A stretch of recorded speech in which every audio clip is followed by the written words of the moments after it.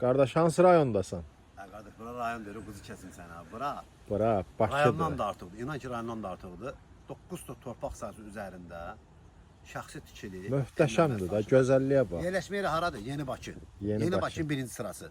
Neçə sotdur? 9 tot qardaş, 9 tot. 9 tot. Bax, Arif ət. Üzüm ağaclarına Bir dənə bax bax. buradan. Nə ağlar duyursa da bax buradan. Üzümlərə bax. Ay bura nə bilim qırmızı əncək ağancıq. Gəl ar buradan gəl arlara bax. Buna bax. Evanın arzusunun hədiyyəsi. Bu dəhşətdir da, möhtəşəmdir da. Nə düşün ağac var? Solun sağı bax, tutun bax. Bağdır da, bağda olmayan meyvə yoxdur. Bir dənə bu üzümü çək. Bu üzümü çək. Şu anda belə üzüm vermir qardaş. Buna bax. Dəhşət bir şeydir. Bizim Bağda olmayan meyvə yoxdur da yəni. satıcı xəzinimiz inanın ki, bağa baxsınız qulluq edirsə Allah bilir. Elə bu bura həqiqətən də nə Qəbələdir, Şamaxıdır, nə bilim İsmayılıdır. Bura Masazır çox gözəl yer olan Yeni Bakıda birinci sırasındadır. İnşallah gəlin. Bax bu gördüyünüz torpaq sahəsi bu evimizə aiddir hamısı. Bağın ucu bucağı yoxdur qardaş.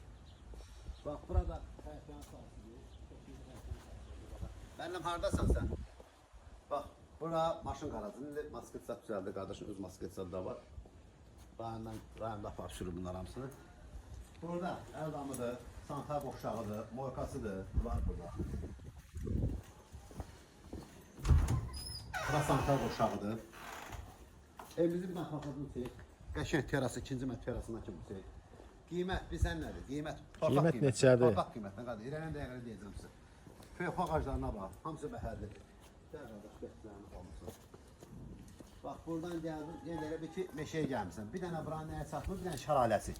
Şəlaləsi olsa elə bir ki daha konkret bir şey daha. Bağda olmayan meyvə yoxdur da qardaş. Cavalıya bax, limon ağacına bax. Hər şey var. Limona bax, ha, qurban buna bax. Bu limona bax. Həqiqətən də havayıdır da bu. Gəl qardaş, gəl. Bax şu aşağı. Cavalıya bax. Buna bax, dərman de, dərman, sapsarı. Bunu əldən qaçmaq olmazsa bu veriyor. Allah'ın olsun, çok verir.